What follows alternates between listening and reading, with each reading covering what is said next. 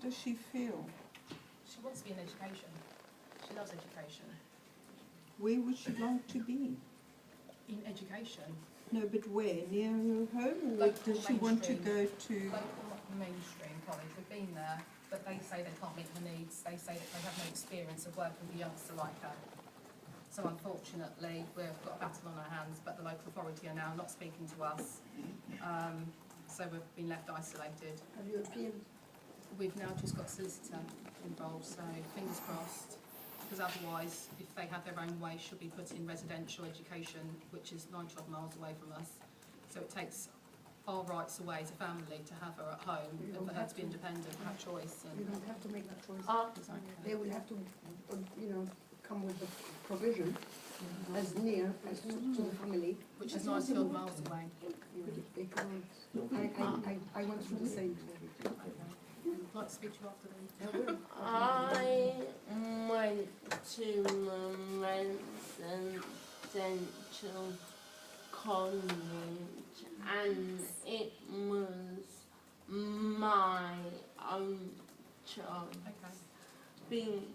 because I see what the government are trying to do with people which are different. They want to move us and brush us to one side. And I worked for Ken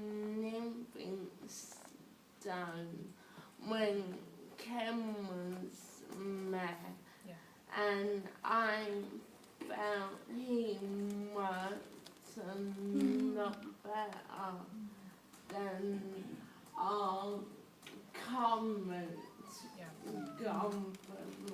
Thank you, Julie. Am I? I want to thank you for the opportunity for letting us voice our opinions. I think it is important that it comes from disabled people themselves rather than the normal somebody else speaking up for us. I think we want to promote that and enable more people to have a say. And thank you for allowing us to run over time because we have a lot to say.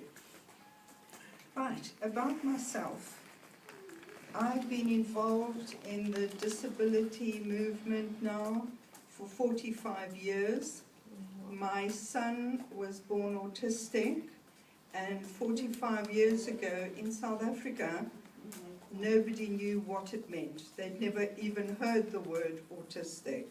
So I've had a battle since then to try and get services and the recognition of what it is in the public domain. Sadly, I'm still battling. After 45 years, the autism strategy here is not really working. We worked on it for so many years and we haven't really achieved that much. I hope that not only in the UK but internationally something will be done to recognize that people with hidden impairments have got just as much human rights as anybody else. Just because nobody can see what you're going through does not mean that you are not in pain, not able to cope, and able to do everything. Just because you're breathing does not mean that you are living a full life. And as Paula mentioned, there are so many people that are suffering, and the only time we hear about it is when they commit suicide. That is drastic. That is bad.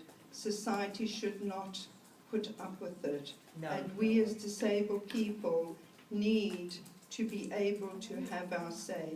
So once again, thanks for allowing me to do this.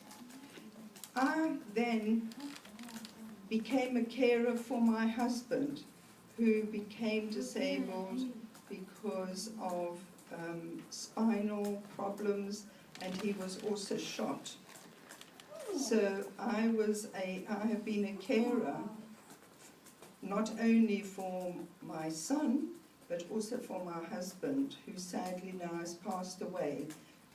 But he was a great campaigner in London, and he was the director and of disability action in the Borough of Barnet, and he did a lot for disabled people. And when he passed away 6 years ago, I was pushed into the role, and I have been fighting for disabled people since then. So now, I then became disabled myself, because after our daughter died from meningitis, I deteriorated and my arthritis flared up, and unfortunately my immune system became so depleted that I wasn't able to cope, and now I'm in a wheelchair, and then I had to go into a power wheelchair. But because I can still speak, I'm still fighting. So on behalf of all the people that can't do it for themselves, I'm here for you guys. So I'm now a director of Barnet Centre for Independent Living, and I am a receiver of ILF and direct payments. And we had a huge success in the judicial review that we can now have ILF. The concern that I have is that the government has handed over ILF to the local authorities to, I don't know what they're going to do with it, because I was the person who took my local authority to judicial review, because they are privatizing, well actually they have privatized the majority of our services. And one of the problems that I can foresee is that the ILF being implemented by people who are not trained, who have no idea how to implement it, it can only create more problems. I don't know how we're going to overcome this, maybe by us all working together, raising our voices and saying how it should be is the only way forward, because what they are actually doing to us via the Department of Works and Pensions is, with ESA, is they are not listening to disabled people at all. So we need to fight for that. It came out in the one Barnet that the Capita, who is the private contractor, have already failed in their privatization scheme, is that the IT department that was supposed to have been the saving grace, and we would make $1 million profit every year, every month, not every year. They have just proven now that that's not going to happen, so already they failed. How are they going to be able to implement our benefits is beyond us. And the government needs to take action on stop threatening us with a loss of benefits. It's creating huge problems. We are losing the will to live. Every day we are hearing that we will lose benefits. How are we going to cope? People are committing suicide because the government is only concerned with money and not with people. What happened to duty of care? Come on, people, stand up. Thank you. Thank you.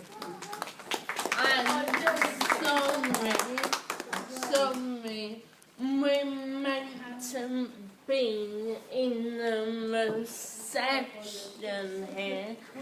The only people I still been